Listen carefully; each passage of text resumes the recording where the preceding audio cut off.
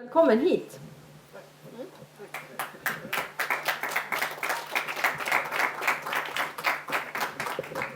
Tack så jättemycket. Och I was told there are a few international guests here as well, and you don't understand any Swedish.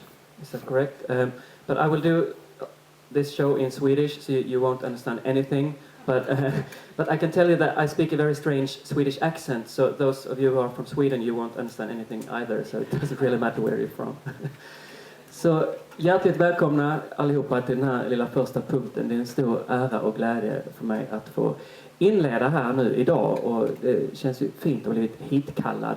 Och att det har hunnit komma lite folk känns ju också jättebra. Jag tänkte på det på vägen hit. Jag spelade i förrgår i Vita bergen och det var sådär en 5000 pers. Men nu känns det på något sätt ännu mysigare att köra här för er 30. För att när det gäller de här frågorna så är det ju inte alltid att det drar så mycket folk, har man ju märkt genom åren. Det var så att apropå Visby då, så spelade jag i Visby för många år sedan. Och jag hade fortfarande inte släppt min första skiva. Jag hade inte så stor publik överhuvudtaget. Det var nästan ingen som kände till mig. Och jag kom till Visby och skulle spela. Och då hade arrangörerna marknadsfört det hela som en mys- och hångelkväll med Emil Jensen. Stod det på affischerna. Och det kom massor med folk då, även om de inte visste vem jag var. Sådär. Och 3 år senare så hade jag släppt skivor. Jag hade fått en stor publik i Visby också. Så jag skulle dit och spela igen. Och då var det en miljökväll med Emil Jensen. Och då kom det nästan ingen.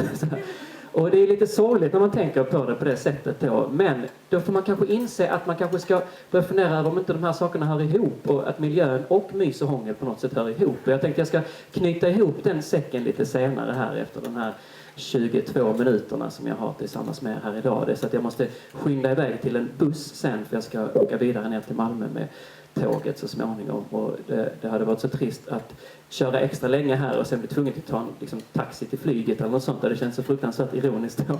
Så att istället blir det en liten kortare föreställning för att jag ska kunna åka kollektivt härifrån också. Och det är så jag tänkte kolla innan jag drar igång hur många här som kan ha sett mig uppträda någon gång tidigare. Det är intressant att veta det när man kör inför en sån här specialpublik. Det är sådär en tredjedel då, 10 av 30 någonting. Då vet jag det. Men då kan jag väl lägga presentera mig själv så att ni vet vem jag är och vad jag gör då. Och det är ganska lätt gjort för min del då. De sista åren kan jag väldigt lätt presentera mig själv. Det går väldigt snabbt. För att för några år sedan då ringde min absoluta favoritregissör hem till mig en kväll. Det var Jan Troell som ringde då. Och han berättade att han skulle göra en ny film. Och jag blev jätteglad då och jätteförvånad. Och så frågade jag honom, varför säger du det till mig? Så jag då. Och då sa Troell, jo, jag vill att du ska spela en roll i den här filmen då. Och jag blev ännu gladare och ännu mer förvånad. Och så frågade jag då, vet du om då att jag inte är skådespelare? Sa jag. Då sa Troell, det gör ingenting. Du ska i princip spela dig själv, sa han då. Och så pratade vi en liten stund och så blev jag nyfiken. Och så frågade jag Jan Troell, vad är det för roll jag ska spela nu när jag ska spela mig själv? Och så sa han, ja, det är en naiv idealist som dör på slutet, sa han då. Så att det är det jag är när jag spelar mig själv. Jag är en naiv idealist som dör på slutet. Så vet ni precis vem jag är och vad jag gör. Och jag tänkte knyta an till Visby då. Och det var så att jag spelade där då under Almedalsveckan. Men jag spelade även där kvällen innan Almedalsveckan då på Stora torget i Visby. Och dagen efter så vaknade jag upp, gick ner för att käka hotellfrukost. Och då hamnade jag på bordet bredvid Jimmy Åkesson. En märklig surrealistisk upplevelse. Jag har aldrig haft så dålig frukostaptit i hela mitt liv, kan jag säga då. Och jag började nämligen inse så sakta då en isande insikt att han är ingen fiktiv seriefigur, utan han är faktiskt en klassisk kött- och blodare, precis som ni och jag. För det är ju så att alla som finns lika mycket. Och det kan bli svårt att tänka när man försöker vara politiskt engagerad och dessutom lite andlig i tillvaron, så vill man gärna tänka att allting i världen på något sätt hör ihop, att vi allihopa hör ihop på ett eller annat sätt. Och det innebär i så fall i förlängningen att jag sitter ihop med Jimmy Åkesson. Och det är en svår tanke då.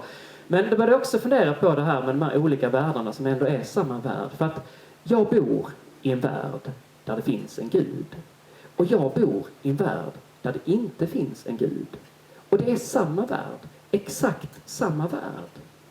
Jag bor i en värld full av minareter. Och jag bor i en värld full av judiska högtidligheter och kristna trosamfälligheter och shintoistiska, vad deras grej nu heter. Och jag bor i en värld full av färdigpaketerade trospaket. Och jag bor i en värld som helt drivs av nya nyfikenheter på egna egenheter. Och det är samma värld. Jag bor i en värld där det finns en massa nyliberaler som tror på mammon och tillber tillväxtligheter och ett överflöd av materialiteter. Och jag bor samtidigt i en värld full av asketer, fattiga asketer som blivit asketer utan religionstillhörigheter, som är det bara för att de är lågavlönade esteter som tror på sina egna konstnärligheter. Och det är samma värld. Jag bor i en new age-värld med vattensängar och sjögrästapeter, med folk som kan prata med alger och spå i maneter, dansa med valar och jamma med änglatrumpeter. Och det är samma värld, exakt samma värld. Jag bor i en fredlig värld där alla entiteter är allt annat än isolerade enheter. Där alla identiteter och personligheter egentligen är en och samma världsande, som det heter. Samtidigt bor jag i en värld där jag har ihjäl folk för att de tillhör andra nationaliteter. Och det är samma värld, exakt samma värld. Jag bor i en värld där vissa vanligheter har stelnat till normaliteter. Och där de raraste av rariteter mobbas ut som abnormiteter och konstigheter. Och samtidigt bor jag i en värld där vi älskar olikheter. Och det är samma värld, exakt samma värld.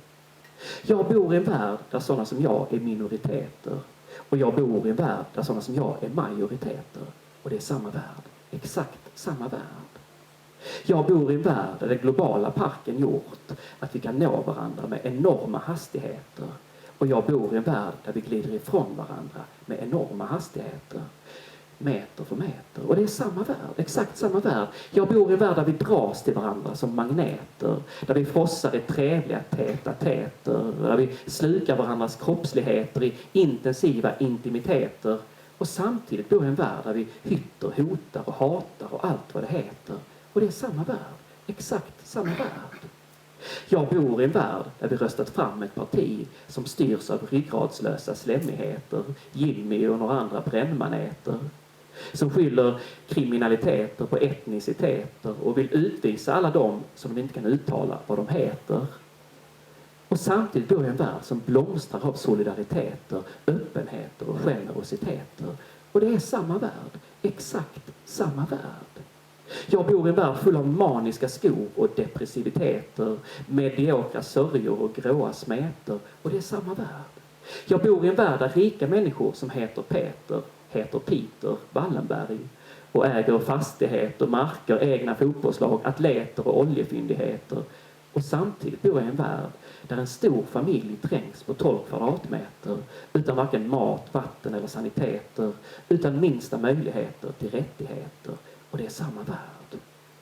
Jag bor i en värld med strålande stjärnor, sprakande solar och frodiga planeter, supernovor, svarta hål och vulkanaktiviteter, myllrande liv, hemliga skogar, mysterier och hemligheter som fyller oss med tacksamheter, ödmjukheter och visioner om hållbarheter.